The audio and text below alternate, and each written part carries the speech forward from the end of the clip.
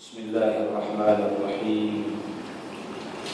Assalamualaikum warahmatullahi wabarakatuh. Alhamdulillahi rabbil alamin. Wa bihi nasta'inu ala umuri dunya waddin. Assalatu wassalamu ala ashrafil mursalin Sayyidina wa maulana Muhammadin sallallahu alaihi wasallam wa ala alihi wa ashabihi ajma'in, amma ba'du. Faqala Allah jalla wa ala, ya ayyuhalladzina amanu taqullaha haqqa tuqatih wa la tamutunna illa wa antum muslimun. Muslimin muslimat yang dirahmati Allah, syukur kita kehadirat Allah Subhanahu wa taala karena Ia masih memanjangkan umur kita dalam keadaan sehat walafiat, dan juga syukur kepada Allah karena Ia masih menghidupkan hati-hati kita untuk terus taat menyembah Allah Subhanahu wa taala, melaksanakan perintah-perintahnya. Dan sebentar insyaallah kita juga akan berada di majlis ilmu. Kita sambung kitab Al-Hikam ini di muka surah 4, masih muqaddimah. Maka sesiapa yang tinggi semangat, kuat semangat untuk terus mempelajari ilmu-ilmu, mengenali Allah dengan tujuan untuk mendekatkan diri kepada Allah Subhanahu wa taala, menjadi hamba yang taat sebagaimana yang Allah kehendaki. Wa la tamutunna illa wa antum muslimun. Kata Allah, ittaqullah, takwalah kalian kepada Allah, yaitu laksanakan titah perintah Allah dan jauhi apa yang dilarang oleh Allah. Haqqa tuqatih, dengan sebenar-benar melaksanakannya dan sekuat-kuatnya untuk meninggalkan daripada apa yang dilarang oleh Allah. Wala tamutunna, dan janganlah kalian mati, jangan dulu mati, kata Allah. Jangan dulu mati, illa wa antum muslimun, kecuali kalian benar-benar sudah dapat berserah diri kepada Allah, yaitu kecuali kalian sudah benar-benar dapat mentaati perintah-perintah Allah dengan sempurna. Karena apa? Rugi kita mati selepas diberi umur yang panjang, tetapi kita tidak kenal Allah Subhanahu wa ta'ala. Rugi diberi umur yang panjang, diberi kesehatan yang sempurna, tetapi tidak taat, tidak tunduk, tidak patuh kepada perintah-perintah Allah Subhanahu wa ta'ala. Buang masa, mubadzir umur, buang rezeki, mubadzir tenaga. Mesti kita mempunyai semangat yang tinggi untuk terus mempelajari dan mendekatkan diri kepada Allah. Maka dia berkata, maka sesiapa yang tinggi semangat pasti naik tingkat darjatnya di sisi Allah, khususnya orang yang berilmu. Sehingga Allah berfirman, hal yastawil ladzina ya'lamuna wal ladzina la ya'lamun. Hal, apakah, kata Allah, yastawi, dia akan sama martabat, darjat, pengetahuan alladzina ya'lamun, orang-orang yang mempunyai ilmu pengetahuan, walladzina la ya'lamun, dengan orang-orang yang tak ada ilmu pengetahuan. Adakah akan sama? orang yang berilmu dengan orang yang jahil? Jawabannya takkan sama.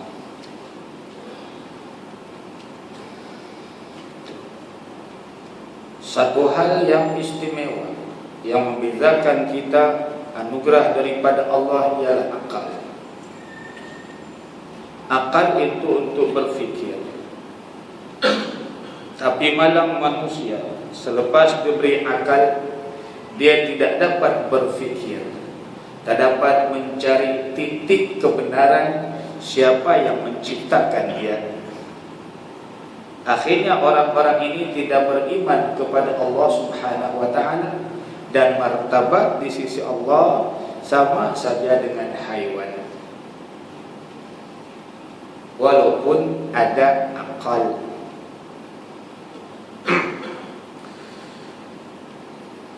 Maka sesiapa yang tinggi semangat pasti naik tingkat darjatnya, dan sesiapa yang meninggalkan larangan yang diharamkan oleh Allah, apa saja bentuk larangan, maka Allah akan menjaga kehormatannya. Apa maksud kehormatan? Kemuliaan dirinya khususnya, yakni di akhirat kelak dia tidak akan diazab oleh Allah. Sebaliknya Allah memuliakannya, Allah memberi rahmat padanya, Allah menyelamatkannya daripada azab. Itulah puncak kemuliaan kehormatan daripada Allah, sehingga Allah melepaskan dia daripada azab. Adapun di dunia mungkin saja orang yang baik, yang taat, orang yang maksiat datang penyakit, kena juga penyakit. Orang yang baik mungkin kena juga denggi, betul tak? Mungkin kena juga sesama. Ini dunia. Maksud Allah menjaga kehormatannya khususnya di akhirat kelak, sehingga Allah melarang api neraka untuk membakarnya. Sebab kenapa Allah melarang api neraka membakarnya? Sebab tidak ada yang haram yang dia lakukan, terutama pada makanan minuman. Bukankah hadis Rasulullah SAW bersabda, kullu lahmin nabata anil haram fannaru awla. Kullu lahmin, tiap-tiap daging, nabata anil haram, yang tumbuh di badan ini daripada makanan minuman yang haram, sebab tak menjaga daripada yang haram, fannaru aula, kata Nabi, maka neraka itu lebih utama untuknya. Ada juga mufassir hadis mengatakan fannaru aula, maka neraka itu akan lebih dulu membakar daging yang tumbuh daripada yang haram. Dah tak ada kehormatanlah ketika itu dibakar, disebabkan terdapatnya makanan minuman daripada yang haram. Maka di sini disebutkan, dan sesiapa yang meninggalkan larangan yang diharamkan Allah, maka Allah akan menjaga kehormatannya. Benar. Dan sesiapa yang benar dalam taatnya, dalam melaksanakan perintah-perintah Allah, itu benar. Kalau Allah menyuruh wudu, wudunya benar. Allah suruh solat, solatnya benar. Allah suruh puasa, puasanya benar. Allah suruh haji, hajinya benar. Semua benar belaka. Namun nak dapat kebenaran dalam bab taat, kena ada ilmu. Kena ada ilmu. Tak ada ilmu takkan benar ketika melaksanakan perintah Allah. Wudu, Allah suruh dalam surah Al-Ma'idah ayat 6, Allah berfirman, "Idza qumtum ila sholati faghsilu wujuhakum wa aydiyakum ilal marafiqi wamsahu bi ru'usikum wa arjulakum ilal ka'bain." Apabila kamu berdiri untuk mengerjakan solat, kata Allah, idza qumtum, apabila kamu semua berdiri, ila sholati, untuk mengerjakan solat, jangan dulu solat, faghsilu wujuhakum, sebelumnya basuh dulu muka-muka kamu, wa aydiyakum, dan basuh kedua tangan kamu, ilal marafiqi, sampai kedua siku, wamsahu bi ru'usikum, dan sapu kepala-kepala kamu, bukan caleg-caleg, bukan. Dulu sudah diterangkan dalam bab fiqh, bukan caleg. Wamsahu bi ru'usikum, dan sapu kepala kalian, wa arjulakum, dan basuh kedua kaki kalian, ilal ka'bain, sampai kepada kedua buku lalinya. Ini kena dipelajari. Begitu juga tentang solat, kena dipelajari bab-bab yang berhubungan dengan solat. Sebab dalam solat ada rukunnya, ada syarat sahnya, ada rukunnya, ada fasid atau batilnya solat. Nah, ketika melakukan taat ini mesti ada ilmu. Ketika beribadat mesti ada ilmu. Ketika baca Quran mesti ada ilmu bacaan Al-Quran, yakni ilmu tajwid kena tahu. Sebab bacaan Quran itu ada makharijul huruf.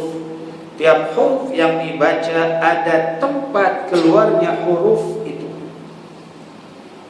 Dia tak boleh sama saja. An'amta alaihim, an'amta, semua ain. Tak boleh. An'amta alaihim, a, hamzah itu. An'amta alaihim, bukan an'amta alaihim, salah.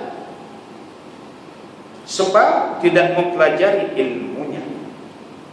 Baik. Dulu sudah diterangkan syarat-syarat membaca Fatihah, syarat-syarat takbiratul ihram. Alhamdulillah, sesiapa yang sudah dapat praktikan syarat itu, jangan diabaikan.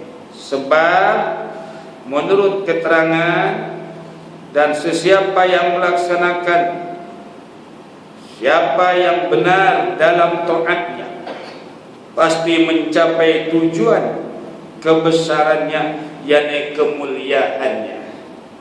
Akhirnya solat itu, ibadah itu diterima oleh Allah, maka jadilah manusia itu mulia di sisi Allah. Bagaimana kalau solat juga tapi tak betul solatnya? Solat itu akan dilemparkan kepada mukanya. Itu hadis Rasulullah SAW. Allah tak terima, akan dicampak, dilempar ke mukanya kalau solat itu tak betul. Jadi dah tak ada kemuliaannya, bahkan dilempar mukanya. Dan sesiapa yang melaksanakan tugas kewajibannya dengan baik, sempurna, tertibnya dijaga, ikhlasnya dijaga. Sebab ketika melaksanakan kewajiban 3 perkara yang mesti dijaga.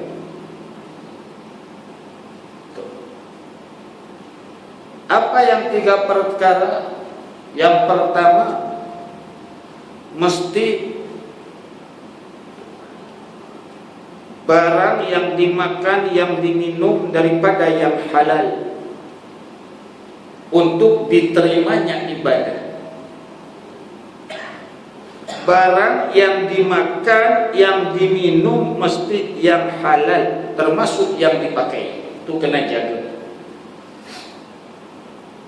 Solat, tapi pakaiannya daripada hasil mencuri, solatnya sah, tidak batal, tapi Allah tak terima.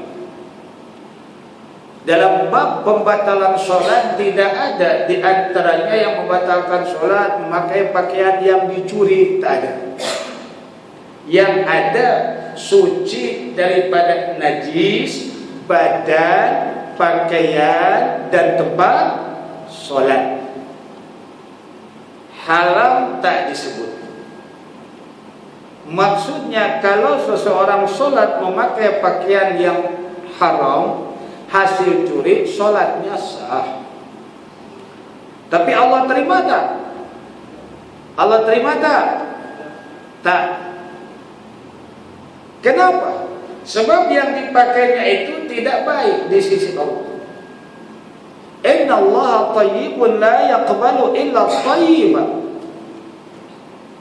Hadis bahwasanya Allah itu sifatnya tayyib, baik, bersih, suci. La yaqbalu illa tayyiba. Allah tidak akan menerima melainkan perkara-perkara yang baik-baik saja. Adapun solat memakai baju hasil curi tak baik, Allah tak terima.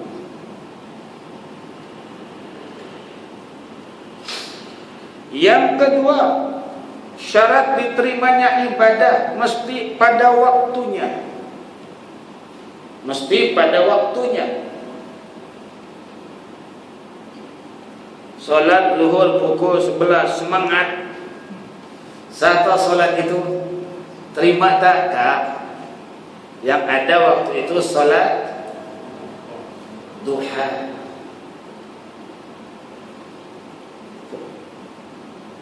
Puasa Ramadan di bulan Rajab, niatkan puasa Ramadan, diterima tak? Tak ada, tak salah. Yang ketiga, mesti ketika ibadah itu disertai dengan niat. Yang keempatnya mesti ikhlas. Empat ya. Yang keempatnya mesti ikhlas. Ikhlas itu menjadi prasyarat untuk diterimanya ibadah. Niatnya bagus solat,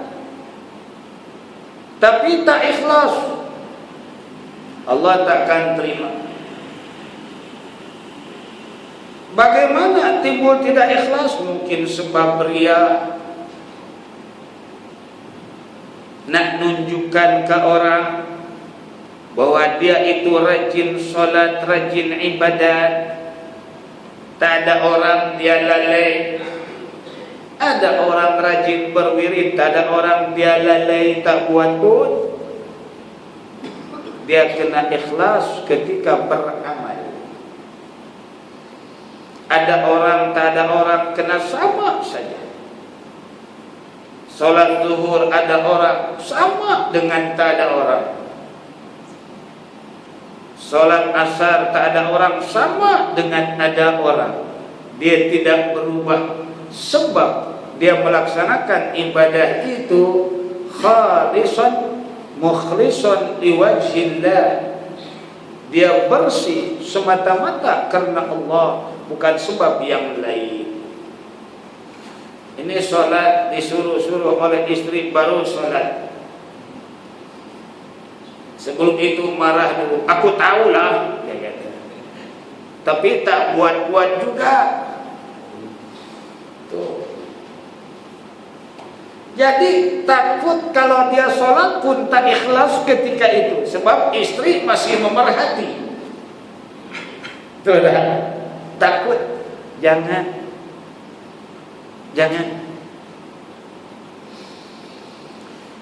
Baik. Apa saja amalan disertai dengan niat dan ikhlas.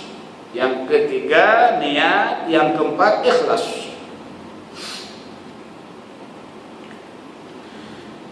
Dan sesiapa yang melaksanakan tugas kewajibannya dengan baik. Tadi kita selusuri perkataan baik. Baik itu macam mana? Ada ilmunya, sempurna ketika melaksanakan kewajiban. Contoh solat. Ada orang solat, dia terburu-buru, macam tergesa-gesa. Baca Fatihah pun cukup laju, tak sempurna ketika ruku. Baca tasbih pun tak sempurna ketika i'tidal pun tak ada tumakninah. Kaki tangan masih bergerak lagi, sudah turun kepada sujud. Salah itu. Bukankah tumakninah itu menjadi salah satu rukun ketika solat? Ini termasuk jaga amalan dengan baik. Kita kena berfikir ketika solat. Kalau aku bekerja 8 jam boleh rasa selesa. Aku duduk di kedai makan setengah jam rasa selesa. Kalau boleh tambah lagi TO ketika ngeteh itu.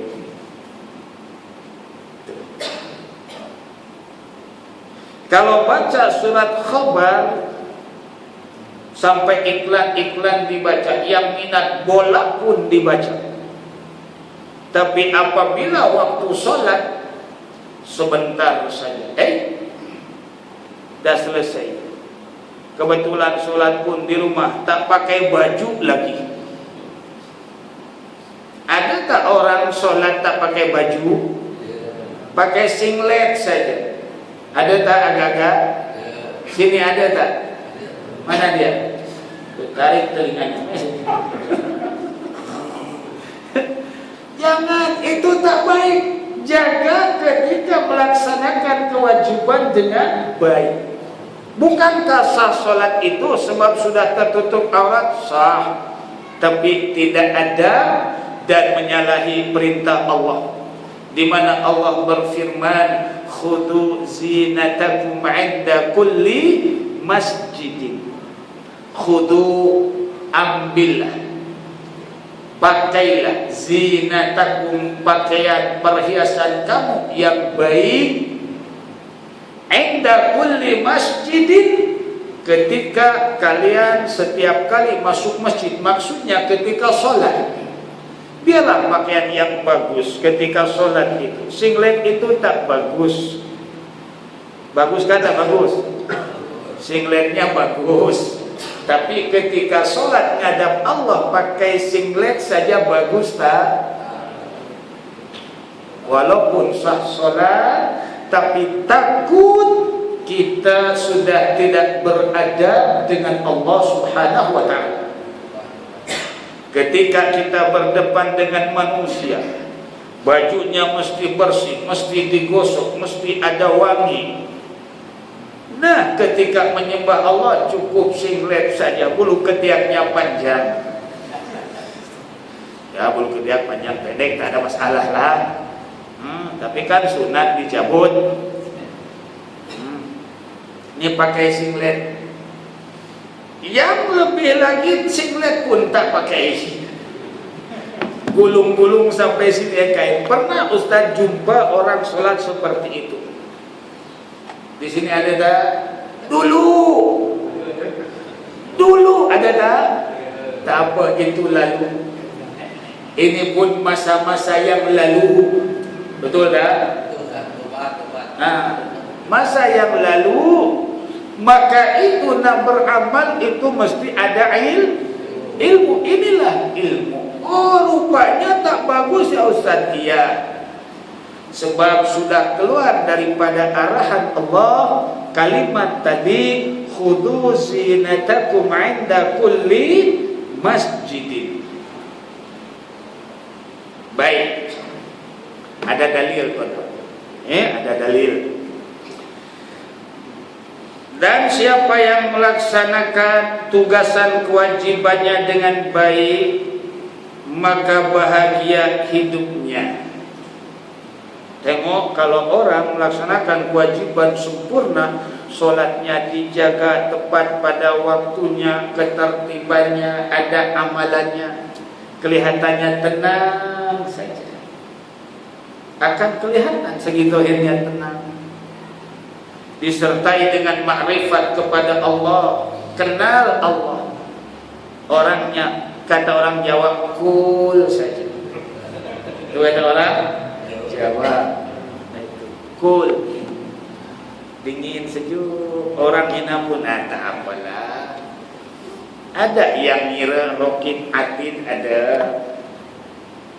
Tak perlu dibalas. Di akhirat kan akan jumpa semua. Kan begitu. Ini tersinggung sedikit, bukan main marah. Bukan begitu, bukan.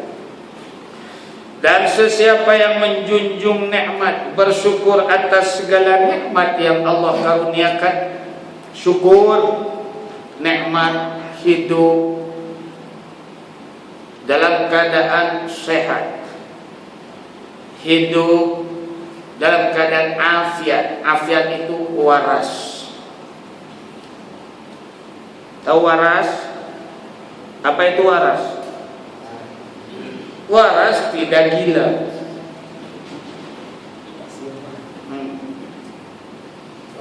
Waras. Ya, orang Jawa itu bahasa Jawa waras itu. Tapi kalau di Jawa, jawabannya ada 3 kalau ditanya. Kabare Kang, jawabannya ya waras, beras, lan keras. Waras tak ada beras, istrinya tak mau, ngamuk juga. Betul? Sehat tapi tak ada beras, malas bekerja. Istri marah tak? Marah tak? Marah. Nak makan apa, bang? Abang kan waras, cobalah bekerja. Waras, beras. Yang ketiga mesti apa? Oh, Pak Imam boleh jawab keras, katanya. Waras, ada beras. Kalau lembek saja marah saya istrinya, lari katanya. Bukan marah lagi, lari katanya. Kalau gitu. Baik. Dan sesiapa yang menjunjung nikmat, syukurilah nikmat. Setiap apa yang telah dikurniakan oleh Allah, umur panjang dalam keadaan sehat, rezekinya ada, kehidupannya aman damai. Apa bu? Keras ya? Apa dia? Hah? Dia cubit-cubit kawannya. Cubit-cubit kawannya. Syukuri nikmat sehat. Syukuri nikmat rezeki yang Allah kurniakan yang banyak, yang tak pernah habis. Hari ini dah habis pula, besok beli lagi, ada lagi. Habis beli lagi, ada lagi. Betul tak? Habis itu apabila kita tak beli. Kemudian nikmat aman. Tempat kita ini aman, negara ini aman. Jika dibandingkan negara luar, tuan-tuan. 2 minggu yang lalu, ketika saya berada di Turki, sebelah Eropah,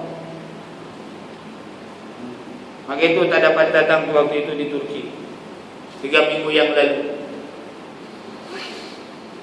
Dapat duduk 12 hari di Asia Barat, 3 hari sebelah Eropahnya habiskan masa. Kita lihat di TV sana, baik CNN-nya, baik Al Jazeera-nya, baik Al Arabiyah, memperlihatkan live peperangan di medan perang itu. Di sana ditunjuk sebab nak burukkan Islam, khususnya di pada barat. Bagaimana negara itu tidak aman? Huru hara. Huru hara.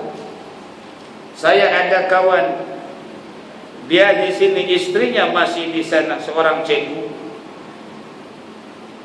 Nak ke sini tak dapat, tak boleh keluar. Semua sudah dikepung, tak boleh keluar. 3 kelompok berperang. Pihak kerajaan yang dipimpin di Syria itu oleh Syiah. Hafidh Assad itu Syiah. Maka itu dibantu oleh Iran. Satu kelompok mujahidin ialah Sunni yang ada di Syria. Sebab Syria ini 80% Sunni, tapi di pemerintahan Syiah. Islam Sunni tak ada kekuatan. Yang satu kelompok lagi IS, Islamic State. Yang ini siapa saja bunuh, tak kira Syiah kah, Sunni kah, jumpa aja bukan kelompok dia, bunuh. Ramai orang pada luar yang datang membantu konon jihad. Contoh tuan-tuan, saya ikut katakanlah kepada IS. Saya tak kenal ini Syiah kah, ini Sunni, betul tak? Kalau ketua kata bunuh orang ni, bunuh. Tak kira Syiah kah, Sunni kah. Maka itu orang Malaysia masuk surat khabar nyembelih. Saya percaya. Dan sepatutnya kita tidak terlibat. IS itu bukan mujahidin, bukan Sunni, bukan. Dia saya lihat ialah tajaan Amerika dan Yahudi.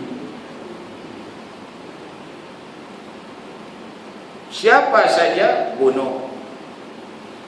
Saya kalau datang pada sini bukannya tahu ini Syiah kah, ini Sunni, betul tak? Ketua suruh bunuh-bunuhlah. Jadi membabi buta namanya.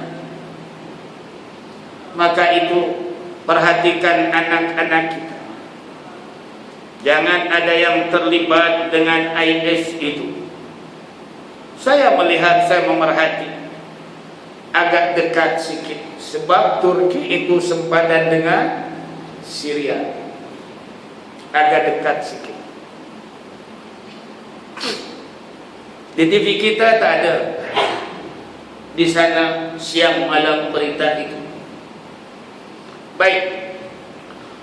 Dan siapa yang menjunjung tinggi nikmat di negeri kita, nikmat termasuk untuk makanan, minuman, pakaian, keamanan, semuanya ada. Syukurilah nikmat yang ada ini. Laksanakan perintah Allah dengan sebaik mungkin. Sementara nikmat yang ada pada kita masih ada. Khususnya nikmat kesehatan. Kalau dah sakit, dah tak dapat, nak datang ngaji pun tak dapat, nak datang solat berjamaah pun tak dapat. Kalau dah huru hara pun tak dapat. Semuanya duduk di rumah, duduk di bawah tanah. Sebab bom tu bila-bila diletupkan ke tempat itu. Begitu. Dan sesiapa yang menjunjung dan syukur atas nikmat, berarti mensyukuri dan selalu akan menerima tambahan nikmat yang lebih besar dari Allah. Ustaz, saya rajin sholat hari-hari, tapi saya masih susah. Ingat tuan-tuan, hidup kita bukan dunia semata-mata. Dunia ini hanya laluan. Mungkin kelihatan zahir di alam dunia susah, tapi Allah akan ganti kesenangan di alam akhirat. Bukankah Allah sudah berfirman di dalam hadisul qudsi, ya ibna Adam, innama khalaqtuka lil akhirati, wahai anak Adam, sesungguhnya aku ciptakan kamu adalah untuk menjadi penghuni akhirat. Sebab tempat tinggal surga itu sangat luas, kawasannya cantik, tanam-tanaman dan pepohonannya, buah-buahannya, makanan minumannya yang enak-enak. Sampai ada 5 sumber sungai di surga itu yang Allah sebut dalam surah Muhammad. Aku ciptakan kalian bukan untuk dunia, bukan, kata Allah. Hanya dunia ini adalah mazra'atul akhir, sebagai tanaman untuk mengutip kesenangan di akhirat. Maka itu kita duduk di majlis ilmu yang Allah janjikan pahala. Bila pahala itu lepas mati. Selepas mati, Allah janjikan bagi orang yang sholat berjamaah 27 darjat. Bila itu nanti yang namanya pahala balasan itu di akhirat. Maka itu Allah akan hidupkan kita. Kenapa Allah hidupkan kita selepas mati? Liujazikum a'malakum, in kana khairan fa khairun, wa in kana syarran fa syarrun. Sebab Allah nak balas setiap perbuatan ini. Kalau perbuatan di dunia ini baik, maka balasannya pun baik, yana syurga, dilepaskan daripada siksa neraka. Wa in kana syarran fa syarrun. Dan jika dalam kehidupan dunia ini kelakuannya buruk, maksiat kepada Allah, maka balasannya adalah buruk juga di akhirat kelak. Abul Hasan Asy-Syadzili ini seorang waliullah, tokoh yang besar yang menyusun Hizib Bahar atau Hizbun Nasr. Hizib Bahar atau Hizib Nasr. Hizib ini luar biasa khususiatnya, tuan-tuan. Siapa yang beramal dengannya, dengan hizib itu sudah mujarab, sampai bangsa jin pun takut. Dengan hizib itu sampai bangsa jin pun tunduk. Namanya Hizib Bahar atau Hizbun Nasr.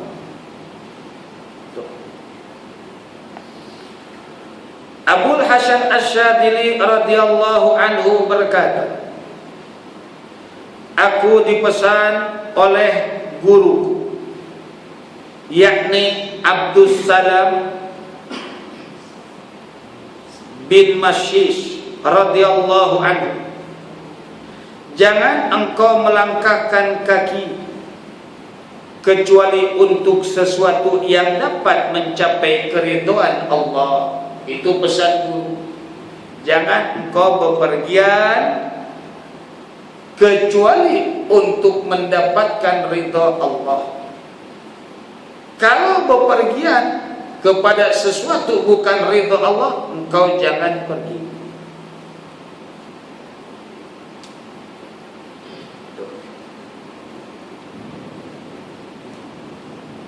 Mana untuk mendapat ridha Allah?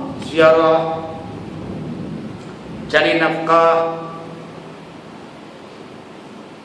pergi ibadah ke masjid dan lain sebagainya, menuntut ilmu, dengar majlis ilmu, membeli keperluan rumah tangga, itu yang baik-baiklah. Yang tak baik jangan pergi, katanya. Tapi kadang-kadang di kita sebaliknya. Kalau yang tak baik itulah yang selalu pergi, yang baik itulah yang jarang pergi.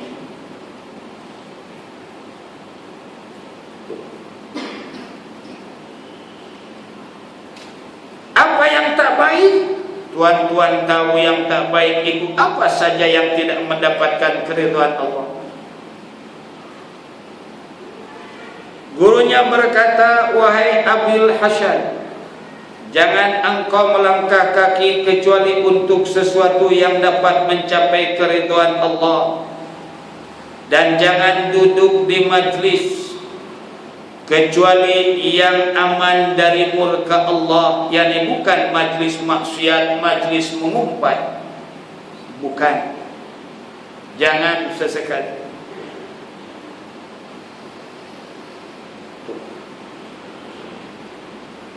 Yang aman dari murka Allah, yakni bukan maksiat. Dan jangan bersahabat kecuali kepada orang yang dapat membantumu berbuat taat kepada Allah. Jangan bersahabat, jangan berteman kecuali dengan orang yang membantumu untuk berbuat taat kepada Allah. Kalau berteman tu, kalau kawan tu waktu zuhur bepergian, ayo kita berhenti dulu, solat dulu. Macam tu. Ini bepergian, kita biasa solat dengan orang yang tak solat, akhirnya kita pula ikut tak solat. Sebab kawan tak solat 3 orang tu, kita numpang aja. Mungkin berlaku tak? Mungkin saja berlaku.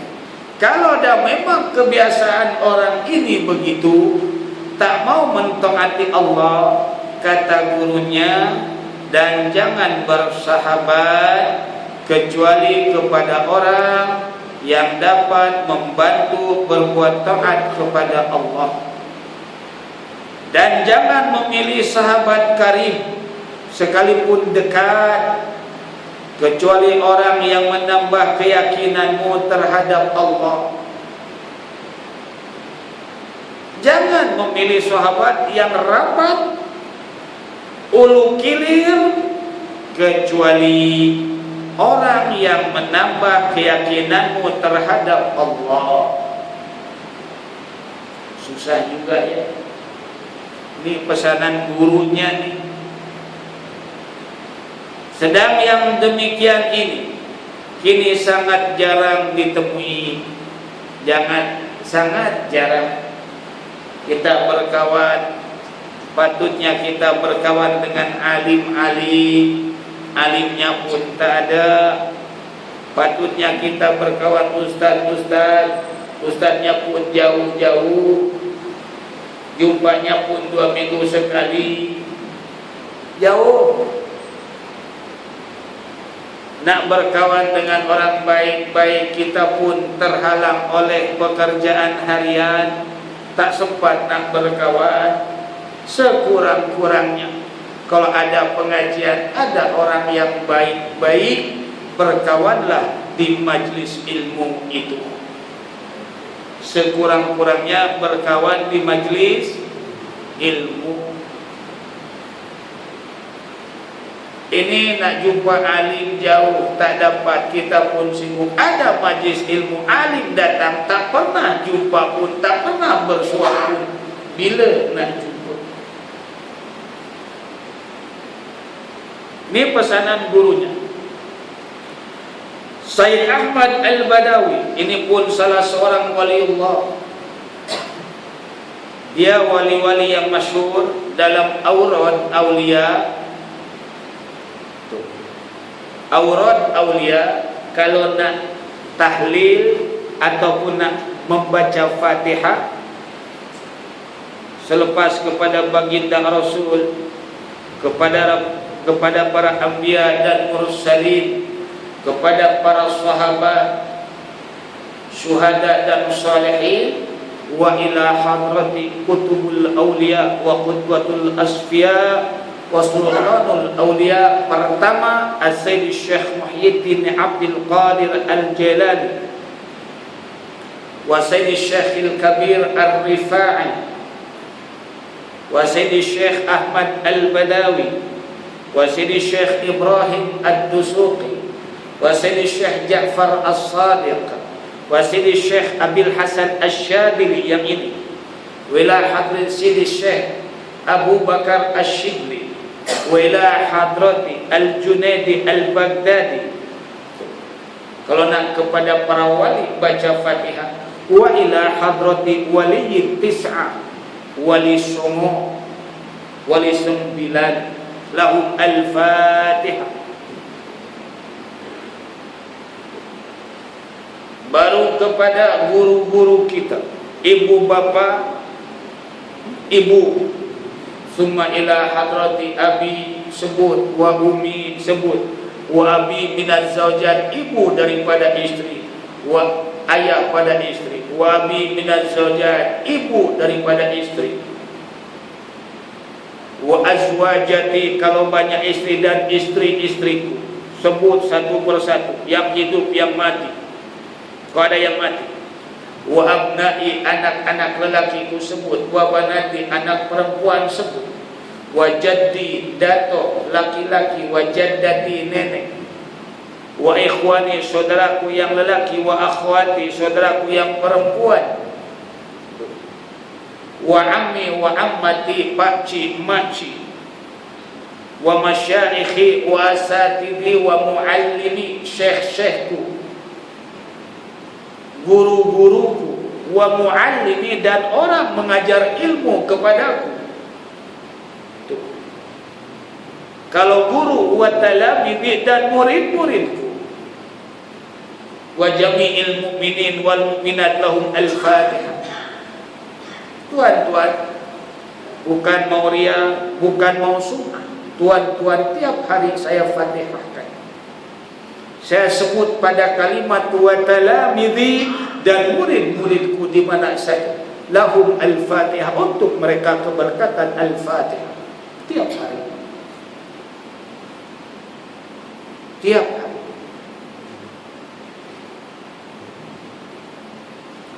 Mudah-mudahan Allah mendapat keberkatan Fatihah kepada murid-murid itu. Ini bukan nak ria, bukan nak sum'ah, dah bertahun amalan. Bukan hari ini, bukan. Dah bertahun-tahun amalan ini. Ini pun pesanan orang-orang yang terdahulu.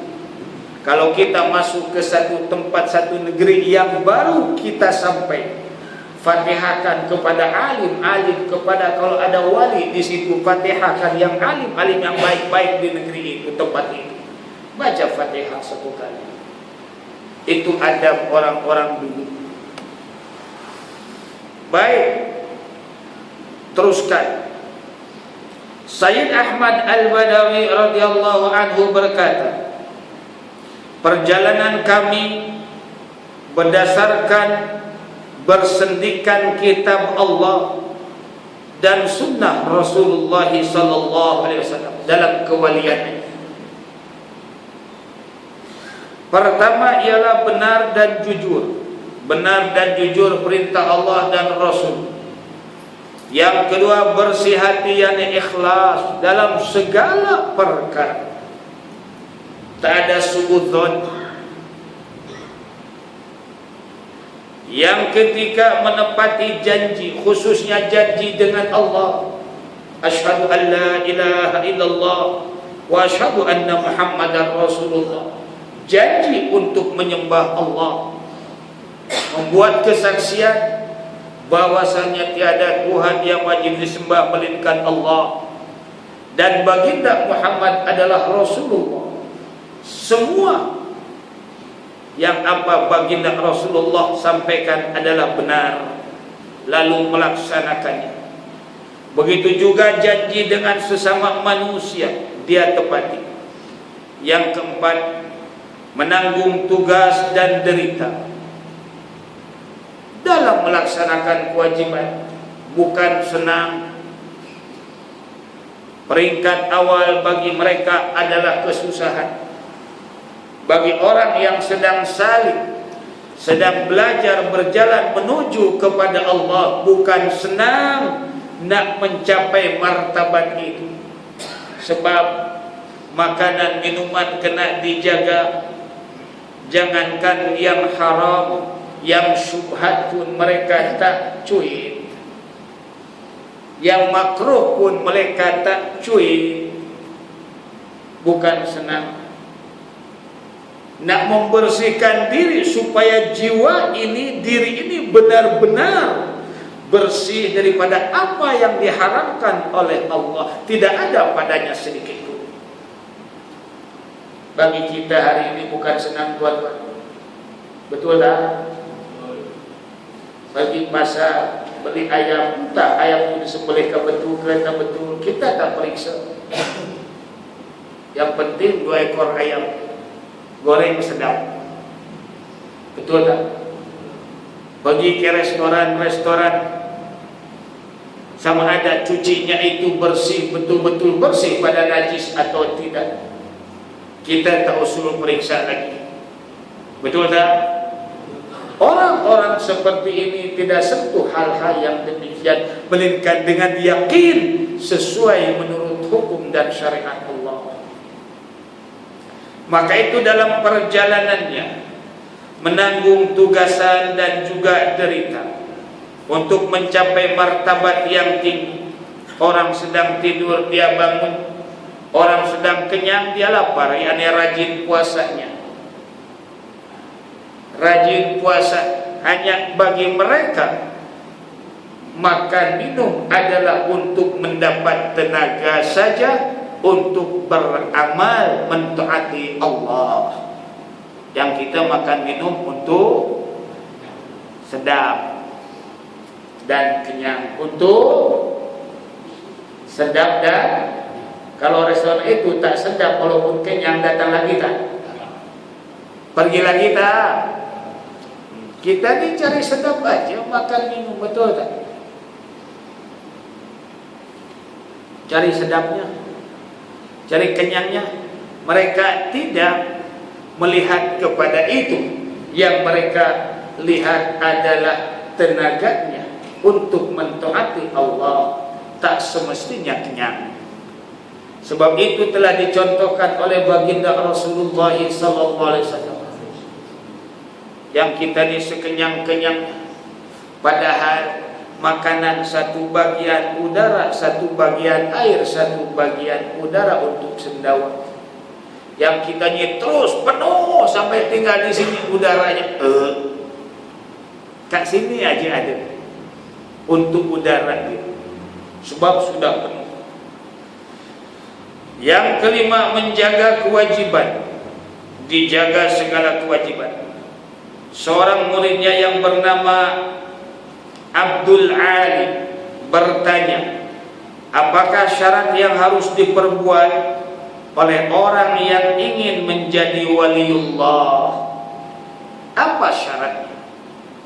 Bagi orang yang salih, orang yang sedang menelusuri jalan untuk menjadi kekasih Allah. Dia menjawab, seseorang yang benar-benar dalam syariat, seseorang yang benar-benar dalam syariat. Syariat ni kalau wudu tu betul wudunya, solat betul solatnya, bacaannya betul, syariat. Ada 12 tanda-tandanya. Ada berapa? 12. Ingin tahu 12 ini? Kita bukan gini ya. Kita bukan ya. Kita bukan tak nak jadi wali Allah, kekasih Allah. Sekurang-kurangnya kalau tak mencapai 12 tanda-tanda itu, salah satu daripada 12 itu, kalaupun kita tidak menjadi waliullah, jadi kekasih Allah, sekurang-kurangnya kita tahu perjalanan kekasih Allah itu. Adakah saya boleh jadi kekasih Allah? Ya boleh saja sesiapa, asal ikut prasyarat yang ditentukan. Boleh. Bolehkah menjadi kekasih Allah? Boleh. Siapapun. Tidak ada penutup untuk menjadi kewalian. Yang ditutup adalah kenabian. Yang ditutup adalah kenabian. Tapi jangan ngaku-ngaku wali kalau tak ada ciri-ciri. Jangan. Tak ada ciri, tak ada apa, itu wali aja. Tapi makannya sedap-sedap aja. Mau tidur yang empuk-empuk aja. Orang salah sikit marah, itu katanya waliullah.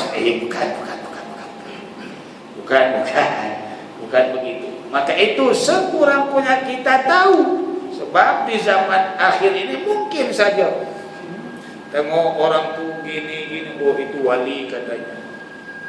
Nah, tidak boleh sembarang begitu. Dia ada ciri-ciri, ada tanda-tanda.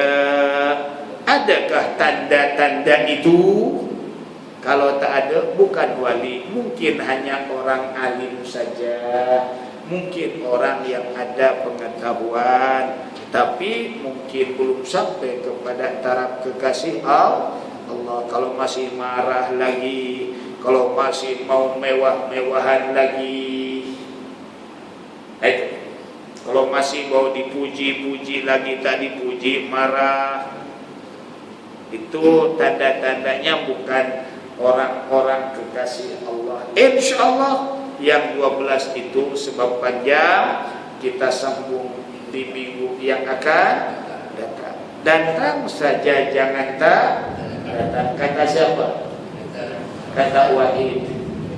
Senario datang, jangan tak datang, dia kata. Oke, sampai sini. Mudah-mudahan walaupun masih muqaddimah, ini belum kita kepada isi, belum. Ini baru kulit-kulitnya saja, belum kepada isi. Kalau kulitnya sudah nikmat, isinya apa lagi? Isinya apa lagi? Kita baru kope kulitnya saja. Mudah-mudahan Allah panjangkan usia kita dalam keadaan sehat walafiat, sehingga kita dapat menikmati, merasa isi kandungan kitab ini. Untuk mengakhiri majlis ini, sama-samalah kita baca tasbih kifah. Bismillahirrahmanirrahim. Subhanakallahumma wa bihamdika, asyhadu an la ilaha illa anta, astaghfiruka wa atubu ilaik. Allahumma inna nas'aluka al-huda wat-tuqa wal-afaf wal-ghina. Allahumma inna nas'aluka ilman nafi'a wa rizqan wasi'a wa amwalan katsira wa tijaratan lan tabura birahmatika ya arhamar rahimin. Wa sallallahu ala sayyidina Muhammadin nabiyil ummi wa ala alihi wa sahbihi ajma'in. Walhamdulillahi rabbil alamin. Akhirul kalam. Wassalamualaikum warahmatullahi wabarakatuh.